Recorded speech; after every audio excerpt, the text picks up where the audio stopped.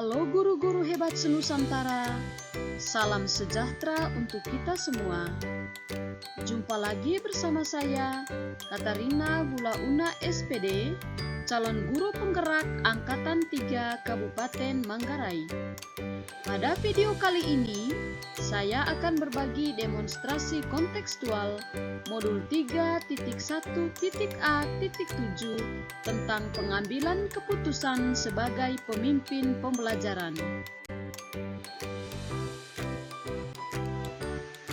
Dalam demonstrasi kontekstual modul 3.1.A.7, calon guru penggerak diminta untuk menjawab beberapa pertanyaan dengan panduan pertanyaan sebagai berikut. 1. Bagaimana Anda nanti akan mentransfer dan menerapkan pengetahuan yang Anda dapatkan di program guru penggerak ini di sekolah atau lingkungan asal Anda? 2.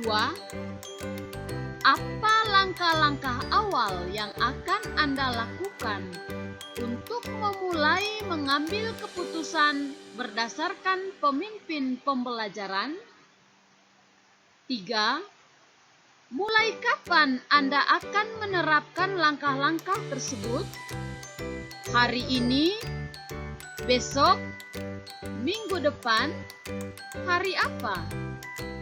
Catat rencana Anda sehingga Anda tidak lupa. 4. Siapa yang akan menjadi pendamping Anda dalam menjalankan pengambilan keputusan sebagai pemimpin pembelajaran? Seseorang yang akan menjadi teman diskusi Anda untuk menentukan apakah langkah-langkah yang Anda ambil telah tepat dan efektif.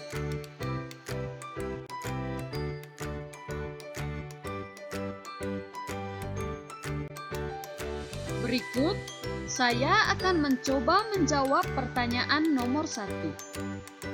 Sebagai seorang pendidik, seringkali dihadapkan dengan kondisi memilih antara dua pilihan yang sangat berat.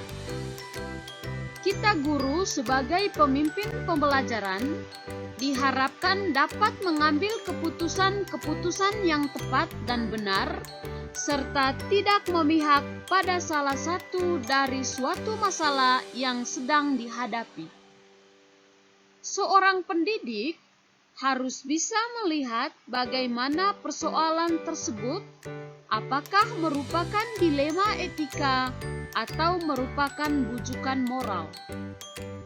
Dalam modul 3.1 ini, saya mempelajari dilema etika dan bujukan moral yang nantinya diharapkan dapat digunakan dalam kehidupan sehari-hari untuk mengambil sebuah keputusan sebagai seorang pemimpin pembelajaran.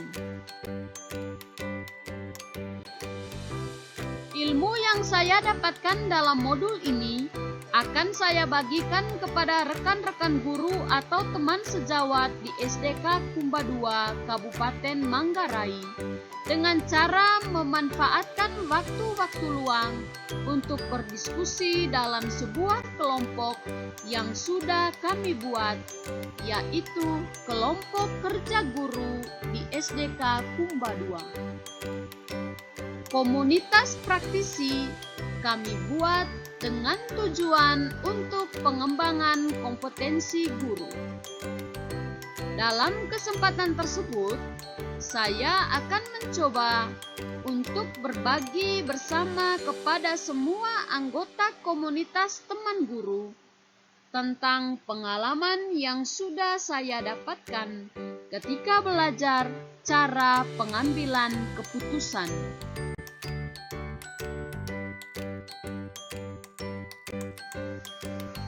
Jawaban atas pertanyaan nomor 2. Sebagai makhluk sosial dan sebagai pemimpin pembelajaran, dalam pengambilan suatu keputusan tidak akan luput dari dilema etika dan bujukan moral. Dalam hal ini, yang harus kita perhatikan adalah Apakah kasus tersebut termasuk dilema etika atau bujukan moral? Dan untuk mengetahuinya, kita dapat melakukan langkah awal untuk identifikasi masalah agar bisa diketahui bahwa kasus yang dihadapi adalah benar dilema etika atau bujukan moral. Apabila masuk dalam kategori kasus dilema etika, maka ada beberapa hal yang perlu kita lakukan untuk mengambil sebuah keputusan. Kita harus memperhatikan 4 paradigma, 3 prinsip, dan 9 langkah-langkah dalam pengambilan keputusan.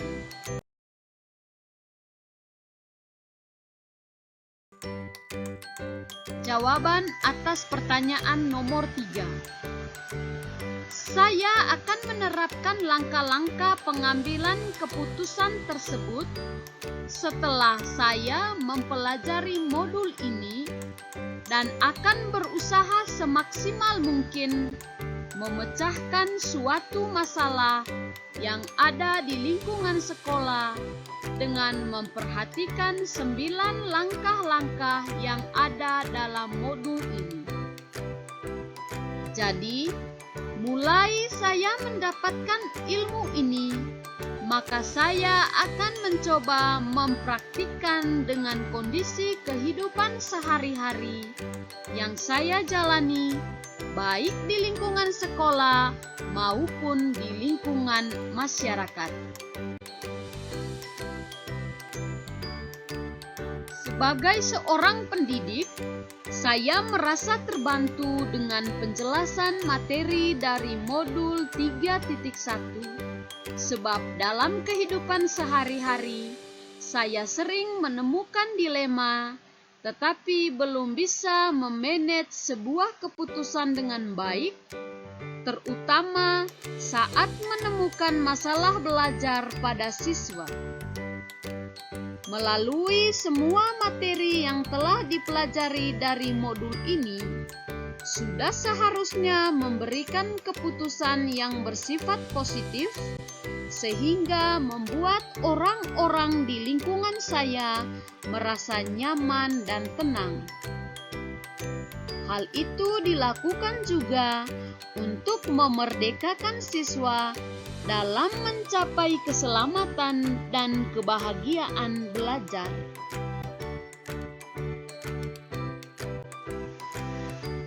Berikut adalah jawaban atas pertanyaan nomor 4 yang akan mendampingi saya dalam menerapkan atau menjalankan pengambilan keputusan sebagai pemimpin pembelajaran dalam lingkungan sekolah.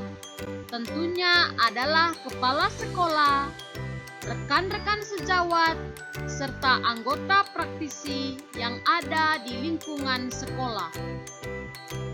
Dalam hal mengukur efektivitas pengambilan keputusan, tentunya saya dapat melihat dari refleksi saya setelah melakukan pengambilan keputusan, sehingga saya bisa merasa bahwa keputusan yang saya ambil tidak ada pihak yang dirugikan atau tidak berpihak sebelah, karena pengambilan keputusan yang tepat adalah mencari solusi terbaik bagaimana mendapatkan keputusan yang benar dan tepat.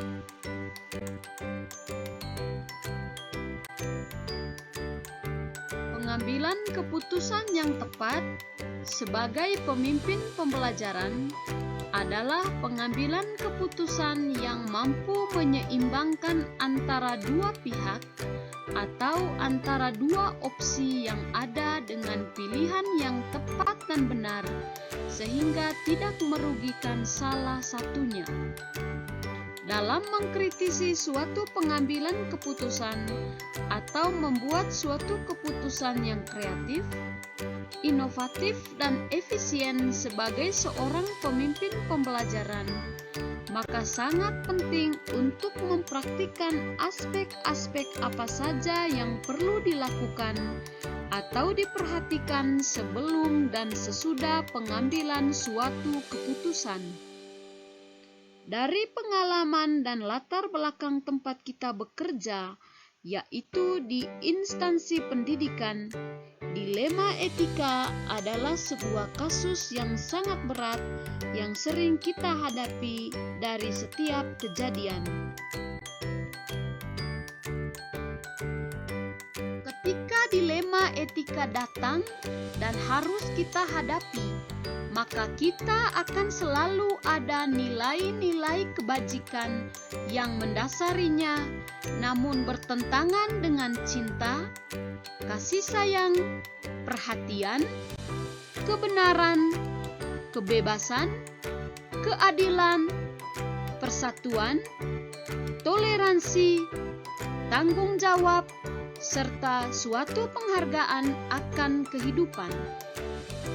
Di samping itu, kita sebagai pemimpin pembelajaran harus menyadari bahwa untuk unsur-unsur tersebut tidak ada aturan baku yang berlaku untuk memutuskan situasi dilema etika, karena ini bersifat relatif dan bergantung pada situasi dan kondisi terjadinya suatu kejadian. Artinya, ada benarnya kita tetap berpegang pada aturan yang berlaku untuk menentukan kebenaran, namun ada kalanya kita tidak bisa berpegang pada aturan karena situasi tertentu.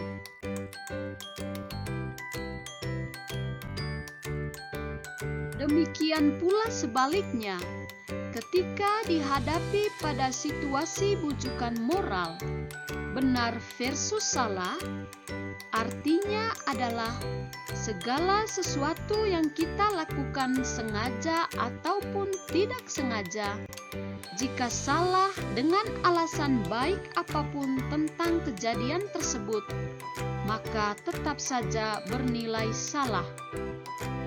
Contohnya menyontek pada saat ulangan atau ujian, walaupun tujuannya untuk mendapatkan nilai yang bagus, yang tentunya merupakan hal yang baik, namun tetap saja salah. Kemudian berbohong, yang merupakan sebuah tindakan yang salah, walaupun tujuannya untuk kebaikan, tetap saja bernilai salah.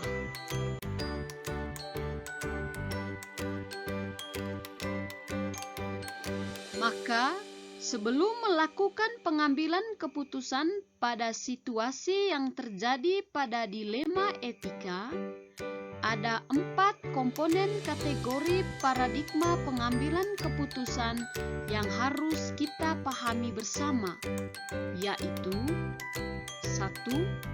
Individu lawan masyarakat atau individual versus community, yaitu bagaimana membuat pilihan antara apa yang benar untuk satu orang atau kelompok kecil dan yang benar untuk yang lainnya, kelompok yang lebih besar. 2. Rasa keadilan lawan rasa kasihan atau justice versus mercy, yaitu pilihan antara mengikuti aturan tertulis atau tidak. Di sini, pilihan yang ada memilih antara keadilan dan perlakuan yang sama bagi semua orang. Di satu sisi membuat pengecualian pada sesuatu hal karena kasih sayang dan kemurahan hati. Namun di sisi lain, terkadang memang benar untuk memegang peraturan.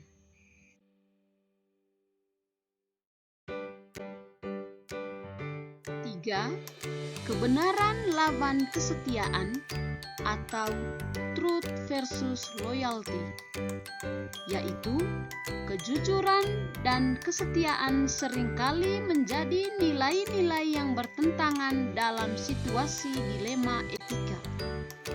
Terkadang, kita perlu membuat pilihan antara jujur dan berlaku setia pada orang lain. 4.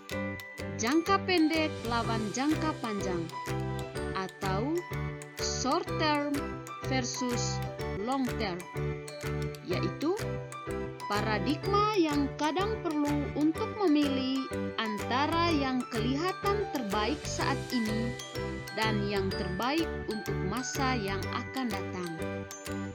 Paradigma ini bisa terjadi pada level personal atau individu dan permasalahan sehari-hari atau pada level yang lebih baik lagi.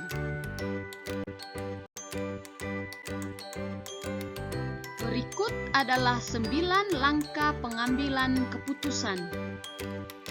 1. Mengenali nilai-nilai yang saling bertentangan. 2. Menentukan siapa yang terlibat. 3. Mengumpulkan data atau fakta-fakta yang relevan. 4.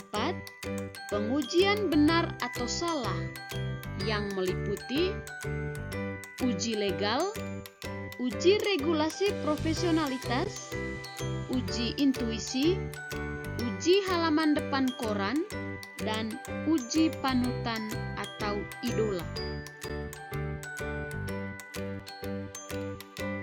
5. Pengujian paradigma benar lawan benar. 6. Melakukan prinsip resolusi. 7. Investigasi opsi trilema. 8. Buat keputusan. Dan yang ke-9, lihat lagi keputusan dan refleksikan.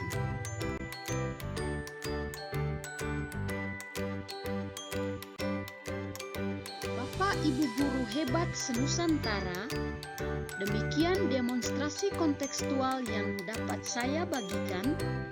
Semoga bermanfaat untuk kita semua. Salam guru penggerak, salam dan bahagia. Guru bergerak, Indonesia maju.